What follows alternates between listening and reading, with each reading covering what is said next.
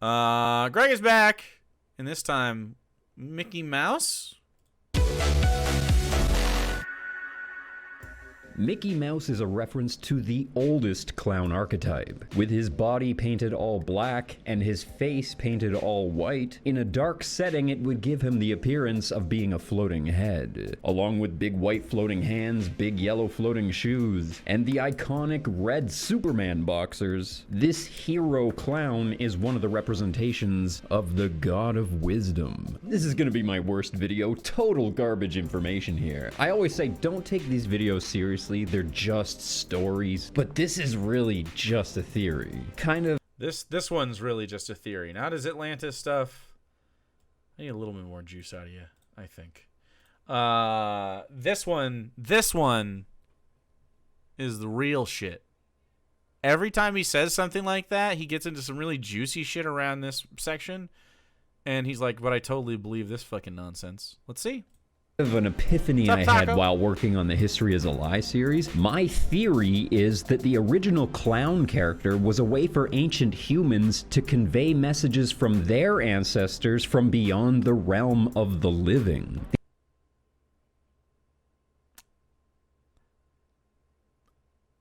He's just spitballing. He is just spitballing. The ancient clown would both bestow people with divine wisdom, as well as serve as a reminder to not take life seriously. So, as an agent of wisdom and a revealer of truth, the clown... Okay, so there's a big difference between taking life seriously and then not giving a shit about anything. I think you should take life seriously. I don't think you should be such a serious, like...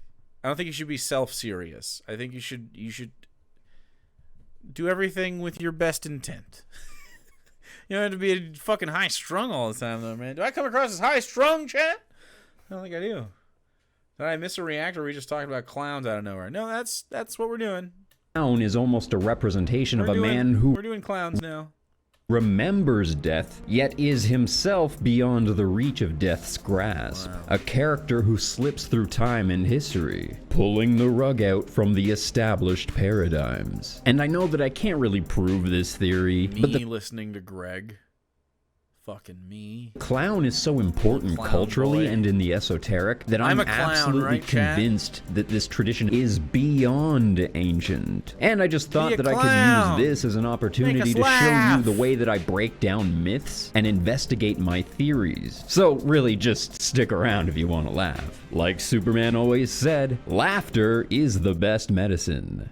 Wait, that was Superman that said that, right? So cringe. That was the Dark Knight. God, dude.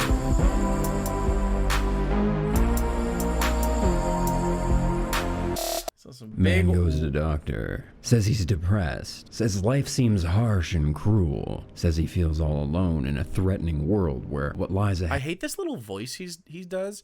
The more time we spend with Greg, the less I understand how people around him don't find him incredibly grating to just like interact with. He's so like oppressive. He feels like he's always like leaning over you, even when he's not. You know what I mean? I don't know how to describe that. He just takes up so much space. He's such a fucking little weirdo. Had is vague and uncertain. Doctor says... Vague? Wait, what the fuck is that word? Threatening world where what lies ahead is vague and uncertain. I think he means vague. It has to do... Vague, like, Yeah, he's saying it like a I guess a Canadian says it like a Wisconsinite. If he keeps using historic animation in his videos, then as an animation buff, I'm prepared to be unreasonably angry to be the extreme over this. Yeah, that's okay, Dr. Gamble. Keep your pistol holstered. Doctor says, treatment is simple. Great clown Pagliacci is in town. Go and see him. That will cheer you up. The man... Why is he doing the Joker speech from, was it Death in the Family? Or is it, Which one was it? Is it the Red Hood one? And bursts into tears, says, "But doctor, I am Pagliacci." Good. Oh, it's the Watchman? Wait, does he do it? Did they do that in, or did he just change the name? Didn't he do that in the Joker movie? Or is it the same story but a different... It's in the Zack Snyder Watchmen? Joke. Everybody laughs. Roll on snare drum. Curtains. Who watches the watchers? Who heals the healers? Oh my fucking Who God. saves the savior? This is the main theme of the Watchmen right. story. The character Rorschach is investigating a string of events surrounding the murder of an old hero called the Comedian. Rorschach is essentially the main character, more or less, so he serves as... He's a Rorschach guy? There's no fuck... Obviously, yeah, of course. Of course. Obviously, he's a Rorschach guy. Guys who really like Rorschach are a specific group of people that you probably know or didn't know you know, but now you know that you know them. Okay? If you haven't read The Watchmen, read The Watchmen. The character of Rorschach is an interesting little fella. Not an agreeable guy, in my opinion. And... some guys really like Rorschach in the same way they like Tyler Durden. You know, you get it. The clown of the main narrative. The Comedian was like the clown of his day. His story is revealed through flashbacks, and both characters kind of develop together as Rorschach... Did he just, like, read and what? Like, did he just do this? Did he just do the movie? It seems like the movie. Oh, man. We're going through Greg's rewatching The Watchmen and getting inspired to make a video on YouTube about it. I wish my inclination was to do video essays on weird stuff, but the idea of like documenting that process of when I read stuff is so taxing. The idea of doing that. Jack uncovers the truth about the Watchmen it must be so and the cathartic events of the Comedian's past. find The Comedian passion is in much that. like a mashup of all of Robert De Niro's characters, like from Deer Hunter and Taxi Driver, that I discussed in my last video. Disillusioned by the American government through his involvement in the Vietnam War, as well as policing disgruntled American citizens, the Comedian famously said, with tears rolling down his face, "It's all one big joke." This screenshot looks terrible. Is this like this looks like someone shot a camera like a I don't remember the movie looking this shitty. Maybe it looks better in motion. Rorschach isn't himself a comedian. He is definitely the funniest character in the story through situational humor. He depends on that mask. He even refers to it as his face. The black and white pattern on his face is not just to denote his role as clown, but... Okay, I'm calling it right now. Okay, this isn't going to end with...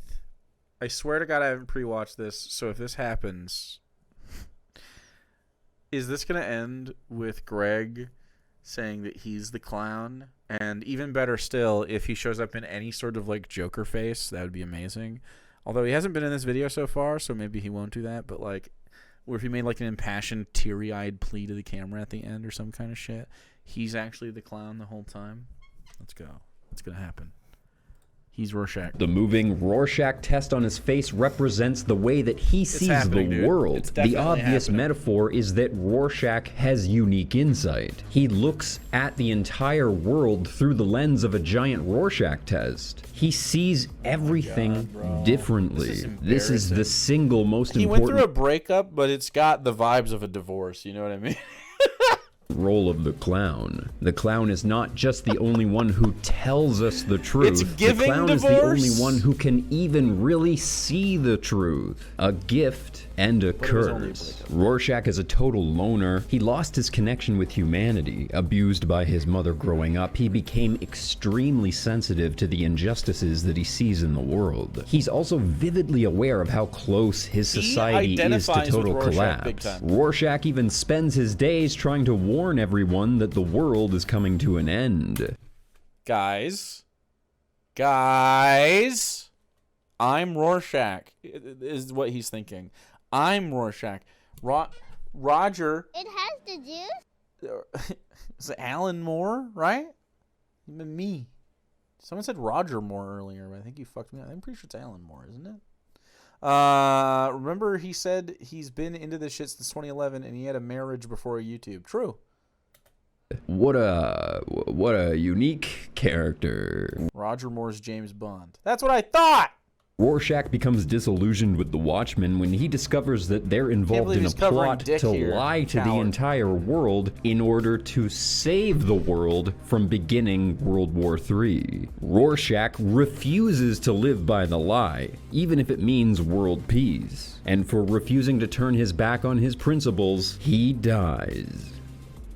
Spoilers. In the end, Rorschach doesn't refuse to play along with the lie that saves humanity just because he's morally bound to the truth. It's because he's also bound to justice. The lie doesn't just trick humanity into believing a false paradigm of peace. The lie also covers up all of the evil that got them into that near-war situation in the first place. Rorschach cannot live with the lie, implying he would have no choice but to spread the truth. Heartbroken, he demands to be destroyed. The tragic clown. I can't stand the little... I think he fancies himself a voice actor, and honestly, he could, but he doesn't know what sounds good. The clown. Like, it's awful. This is just cringe as fuck. I have no idea. This is a no pussy video. My favorite clown, of course, is the Joker. And though fuck! Look, if you deliver this in like a fun fandom way, like you can like the Joker. The Joker is fine. It's a character.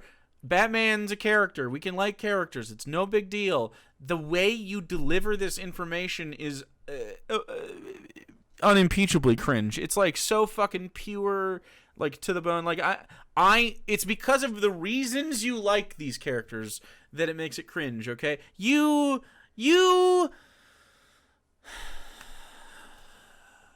I don't know what the fuck to do for this guy.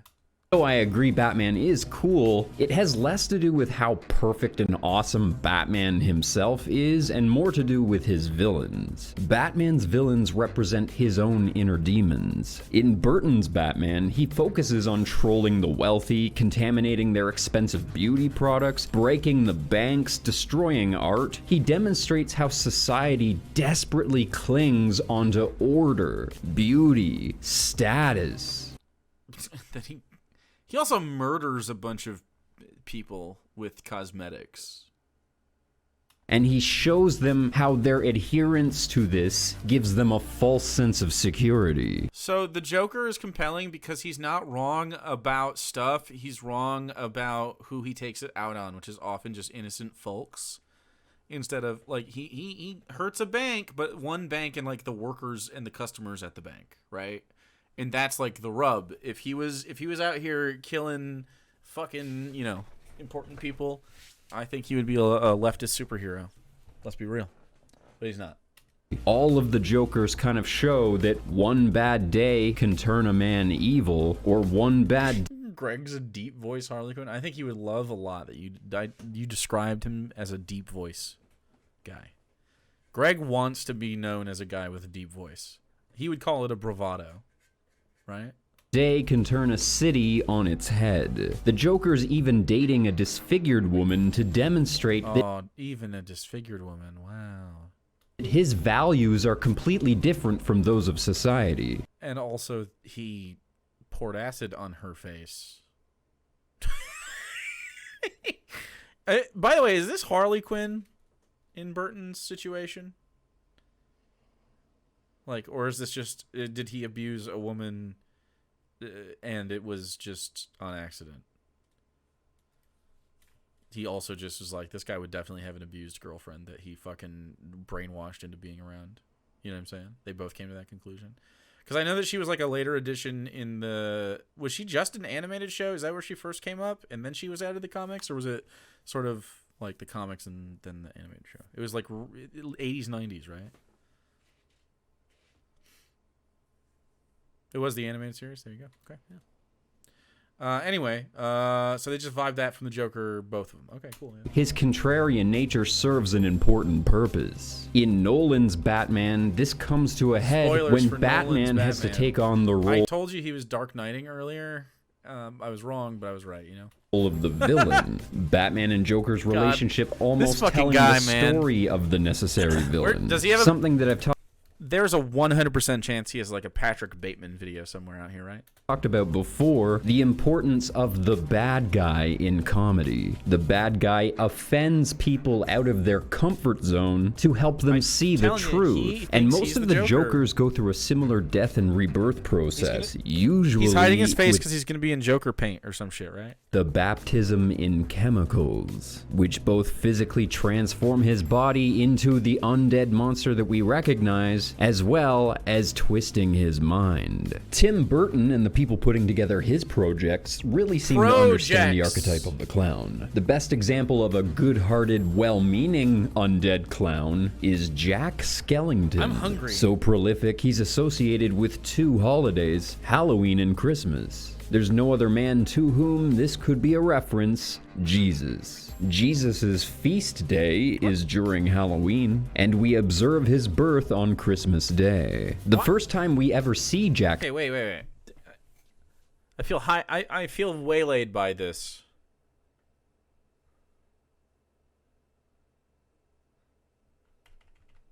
One more. I'm gonna get a quick pass here. is Jack Skellington. Okay, I'm gonna listen So hard. prolific, he's I'm feeling like maybe my brain was wandering and I didn't hear him right. associated with two holidays, Halloween and Christmas. Yep. There's no other man to whom this could be a reference, Jesus. What? Jesus' feast day is during Halloween, and Jack Skellington is Jesus? I want to go back to Tim Pool. we observe his birth on Christmas Day. The first time we ever see Jack Skellington is actually in the film Beetlejuice. It's so poetic to see Michael Keaton both play the Great Clown in Beetlejuice as well as play against the Great Clown in Batman. Beetlejuice, Beetlejuice, Beetlejuice. I was thinking about watching this movie again soon. Why do we say it 3 times? Those 3 blessings are a reference to the 3 stars of Orion's belt. In fact, Beetlejuice is literally named after a point in the constellation Orion that we call Orion's Beetlejuice. So again, this is making a clear reference to that god of death and rebirth that I constantly discuss on this channel. I don't know if that's why Beetlejuice is named that. Dr. Gamble, thanks for the 100 biddies. Yeah, it's a Beetlejuice.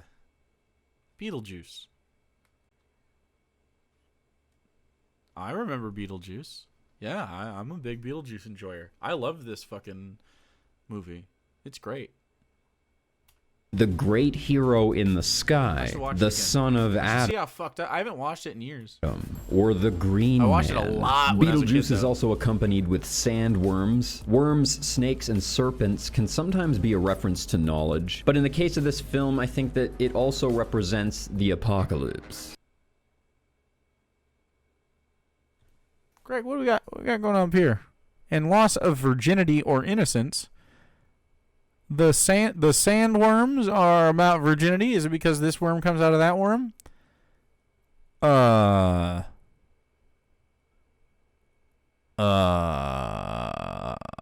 just disagree, I guess.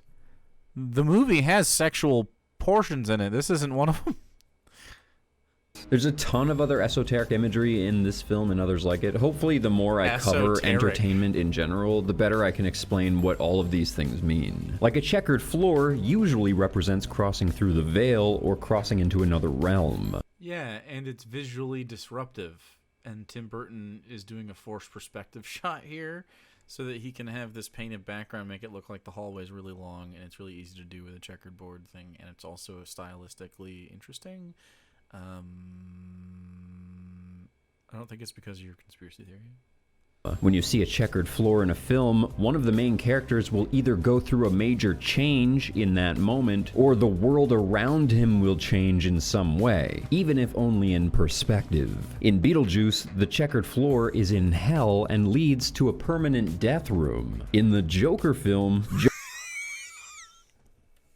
He's just the fucking funniest guy. Joker dances on a checkered floor right after killing the Wall Street traders, signifying that he's officially transforming from the innocent street clown into the villain we all know today. Jack Skellington is well-meaning, maybe even a loving character, but by the end of his story, he's done as much or more damage to the world as his evil counterparts. But I believe he also teaches his world the exact same lesson about truth and beauty. Jack Skellington is the dead god, just like Adam or Osiris is the dead god. The lesson the dead god teaches us is that beauty and perfection are fleeting. Jack's dog Spot has a glowing red nose like Rudolph. Spot and Rudolph are both references to the constellation Canis Major and his red nose, the Dog Star Sirius. Like I described in the Fallen Angels video, in the ancient legends, Sirius would be Odin's dog Fenrir, but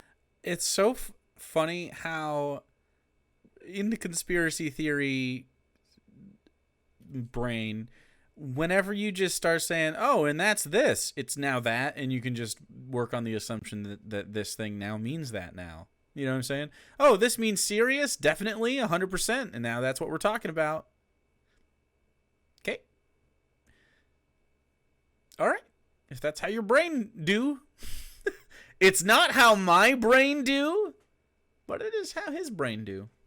It would also represent the head of the god of wisdom that various heroes would carry in their stories. This is also why the Grinch has a dog. The Grinch is much less a clown. The Grinch has a dog, not to show both that he's a little uncaring but caring enough to have a dog and like give a shit about his cute little pup.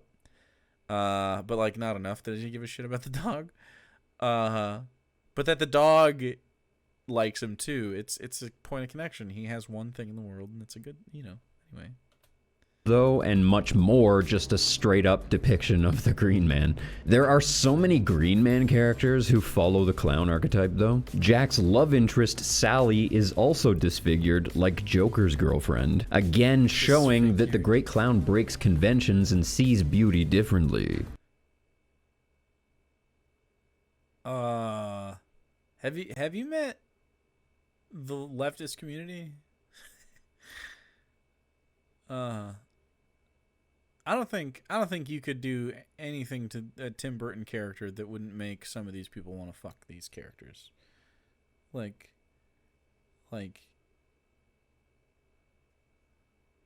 she's literally a ragdoll.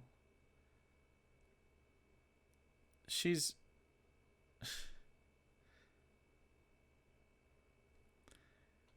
These are references to Mary Magdalene, who was a misfit just like the rest of Jesus' followers. The clown does not love fantasy like Christmas, which is based on lies and make-believe. And the clown does not love false vanity. The clown sees things differently. The clown sees inner beauty. The Joker finds beauty only in the truth. The loss and decay of real beauty against the world of false vanity is one of the main themes in Beetlejuice. We have this old rustic home with lots of character in a small cozy town, juxtaposed against fancy big city folks who roll in and corrupt the home with ugly modern art, constantly lying to themselves and about themselves and the world that they live in. Lydia is the Sally of this story, as she is nothing like her arrogant, eccentric parents, but she's also nothing like the deceased homeowners who want the home to just wants a goth girlfriend to make him happy.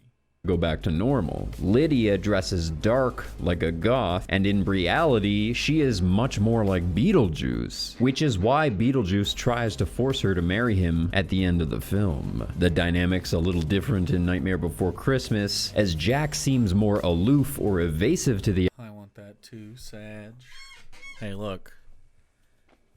I think there's a difference between, like, I would absolutely date a little goth cutie, and then will be saved by a goth GF with big titties. She will save and fix me. The idea of committing to Sally, too distracted and focused on what he believes is important. Jack is innocent in corrupting the world because he just wanted to We love the goth girlies, we love the pink girlies, we love the, you know, whatever kind of lass you happen to be. I'm a It fan. has the juice. This is the most bizarre game of hopscotch or fragment. He wrote a script for this. He sometimes you just have to talk about stuff you just watched on HBO Max. Can we take? I mean Max, just Max. Can we take a sec? He's using essentially only Tim Burton films at this point, acting like this is just trying to tie together similarities, and we're on this now. This is where we're at. We'll see where we end up. Maybe give Lion? everyone No, wait. What's another clown? He already went Joker. I have no idea. more honest, beautiful, loving Christmas. He didn't understand that the world wouldn't see the truth the way he does. Maybe he's non-monogamous.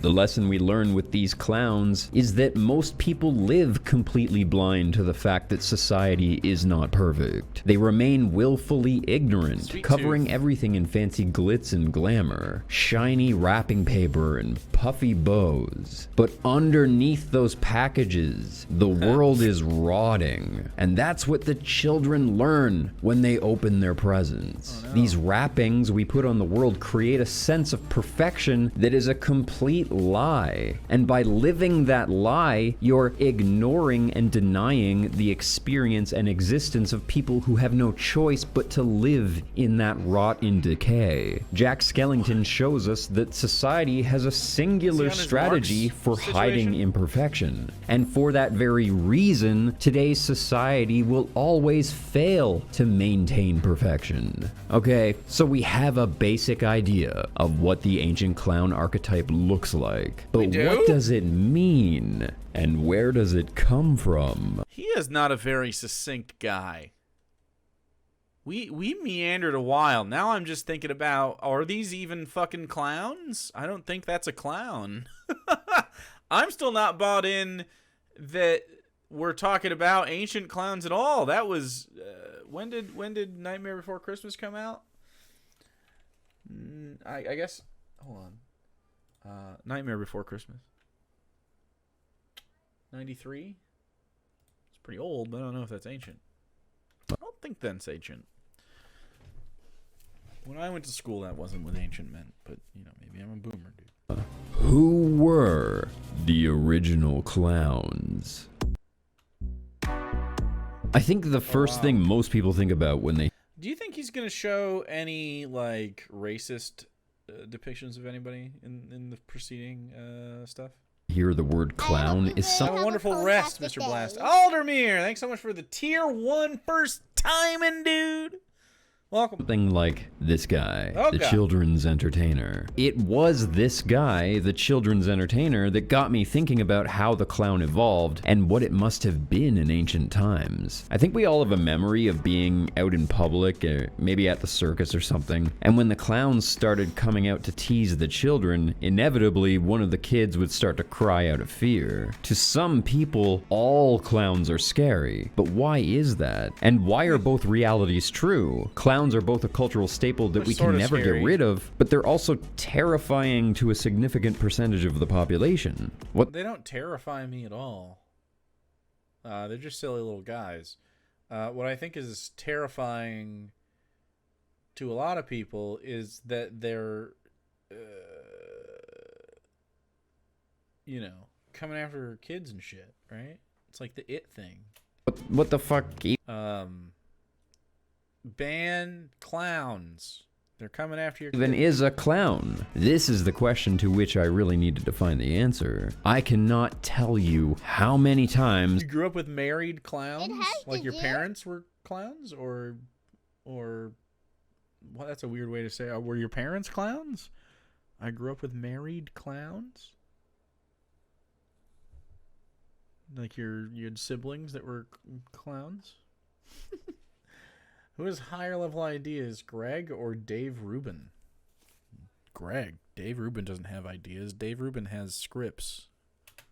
I've heard somebody say that the medieval court jester was among the first clowns that ever existed. There is no way in hell that that tradition is only 1,000 years old. I saw far too many archetypes in ancient legends to suggest that the trickster, joker character has been around, has been a staple of these stories for thousands of years. There's actually a really deep and intricate history involving clowns, clown types, and the act of clowning. I guarantee Greg won't discuss any of it. Of course not. Maybe even for as long as we've been sharing legends. A character like Loki, for example, Church doesn't locals, just Norma and Norman? show up out of nowhere. Not only that, but tribal elders, healers, witches, shaman, they've all been wearing face paint forever. That has to have something to do with where this tradition Clowns. You know how clowns and shaman? What a fucking guy.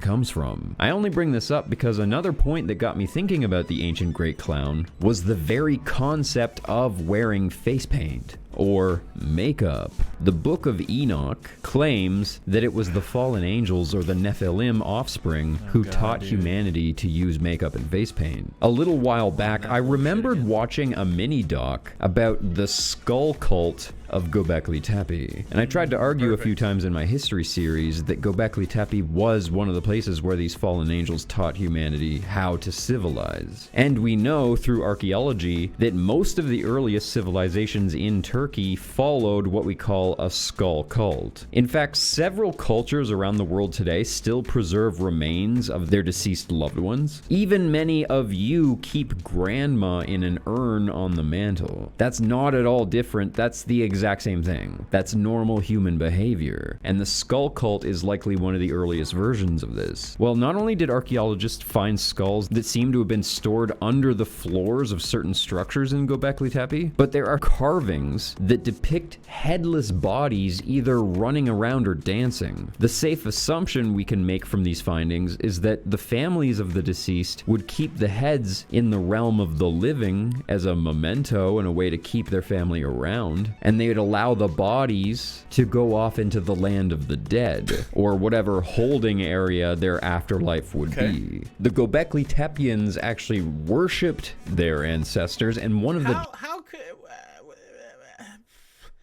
I feel like he infers... if he's using enough knowledge base to use the word inference, makes up a lot of shit about the Göbekli Tepeans. And their intent in regards to their rituals. It's so hard. Anthropologically speaking, it's like fucking, I guarantee you, if you asked an expert on this, they would have no, like, real strong vibes on like, what that was. They'd be like, our best guess is this, like, if they're honest with you. It's usually, when you talk to anthropologists, they're like, we're pretty sure this or this happened, but we can't be sure. Here's what's going on. Like, oh, isn't this interesting? I don't know. The leading theory is this. Like, not how he fucking they revered their ancestors and worshipped them.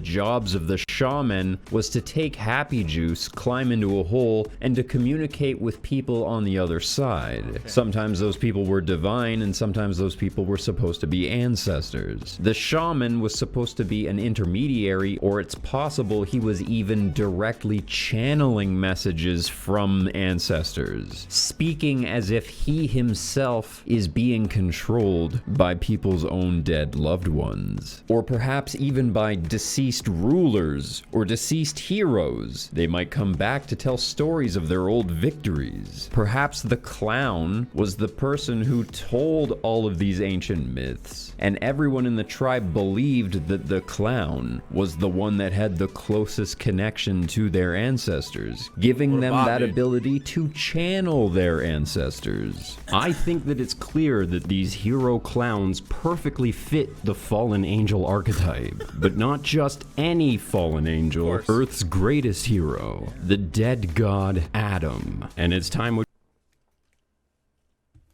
So, what we see here is yet again a situation where Greg is framing an individual that he's talking about, in this case, the clown. He is inserting positive qualities he finds in it with himself, sort of tongue-in-cheek, without ever saying it, intimating, unless he does later, that he is in fact this hero character.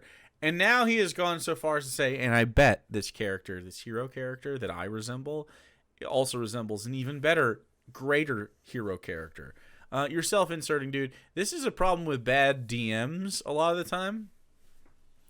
They'll insert their own characters and stuff. Like, man, weird shit. Or bad authors, obviously. Come on, bro.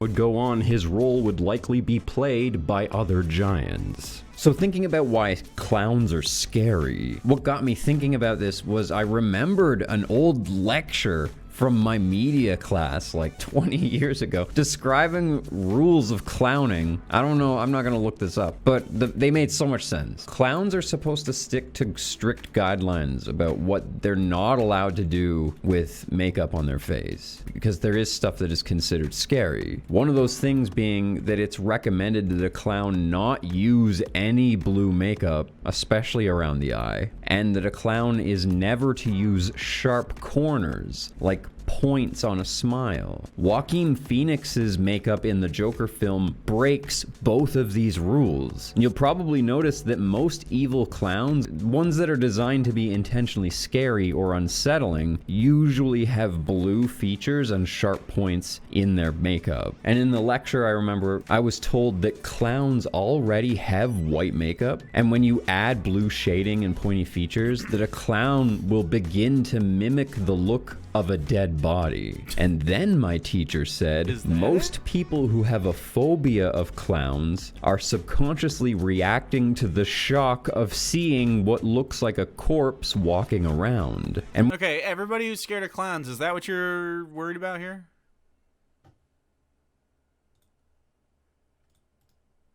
Is that what you got going on?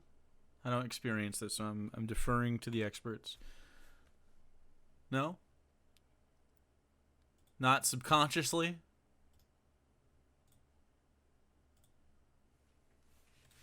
when I remembered that, I thought back to Göbekli Tepe's skull cult, and assuming that that story of the fallen angels and the makeup is true, and we're all gonna assume that, and Göbekli Tepe really was where sapiens were taught how to build civilizations and how to use makeup, well, they were probably using makeup on their deceased loved ones, right? So this part's kind of gross, but I need to describe the skull cult ritual. First, they would apparently bury the entire body, and then after it decayed a certain period, they would remove just the head and then let the rest of the body continue. Or they might cremate it. So if they're putting makeup on the person before they bury them, well, imagine what it looks like when they're removing the head. The eyes will be pulled up and the lips will be pulled back, causing the blue eyeshadow to become wide and pointy and pulling the red lipstick into a big grin. When they would put grandma on the mantle. Clowns due to the uncanny valley thing.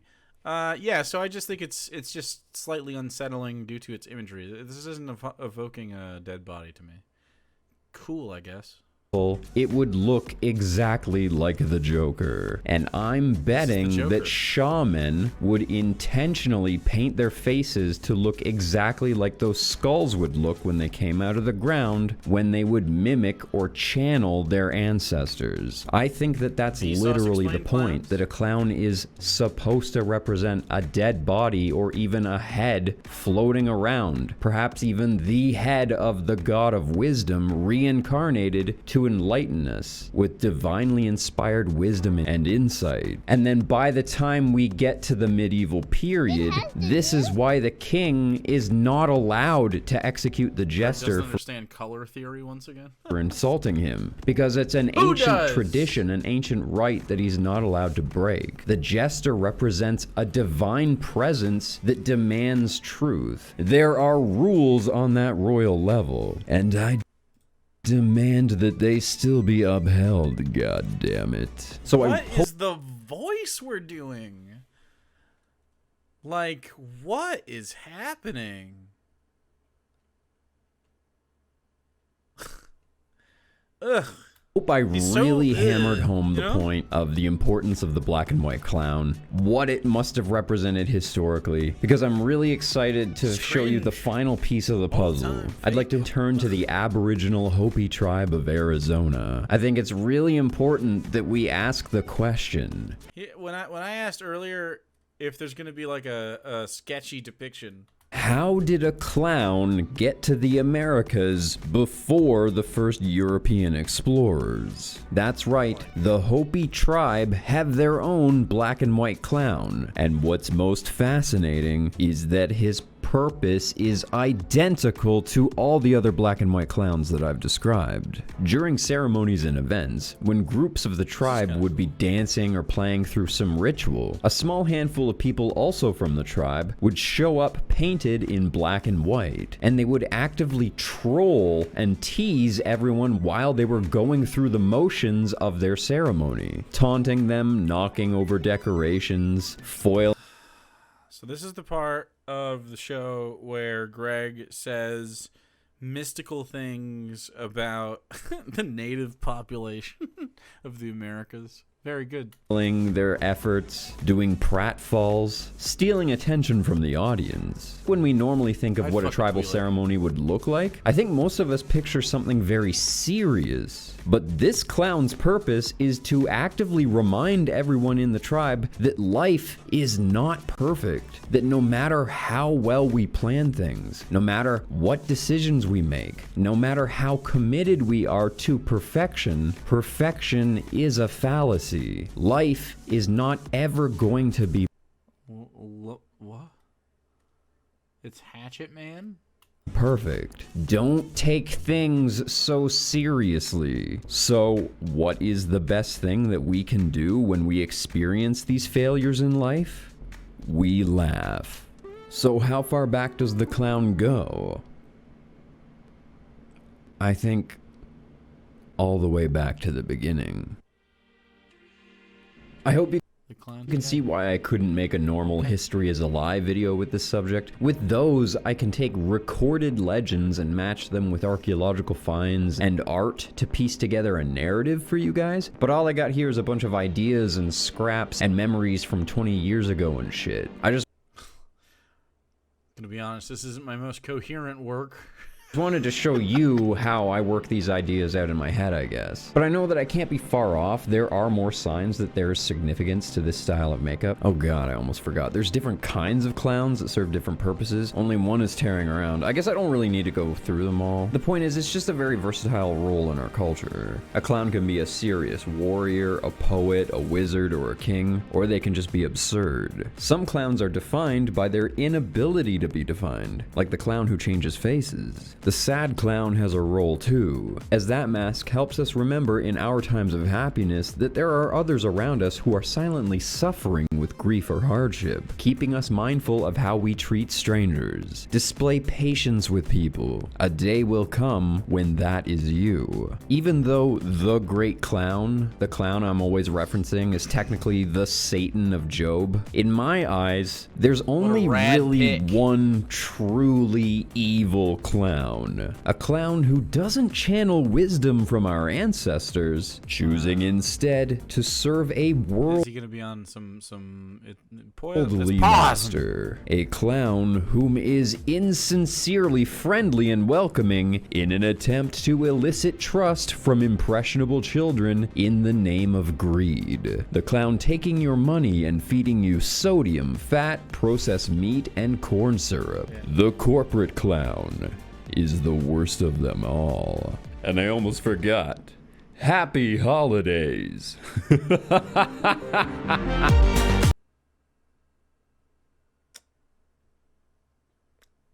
I don't like these. I don't like these videos where he's not in it. It's extra creepy when he's disembodied.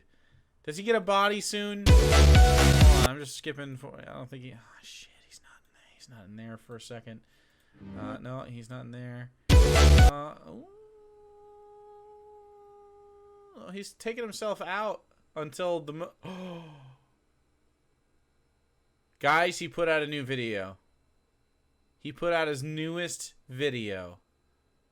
Holy shit, but we can't go there yet. Look, he put out his newest video. This is in this series. Weightless Stones Riddle Solved. But we can't watch that yet because we have to watch these three. So soon, my little baby. Banks, the root of all evil is the next one, though. So that's what we'll watch next time, but not this time because it's not next time yet. I guess to sum up, that was a meandering thing. We started with Mickey Mouse is the clown, the ancient clown, and then we never demonstrated whatever that means. And then also we talked about Jack Skellington for 20 minutes. And then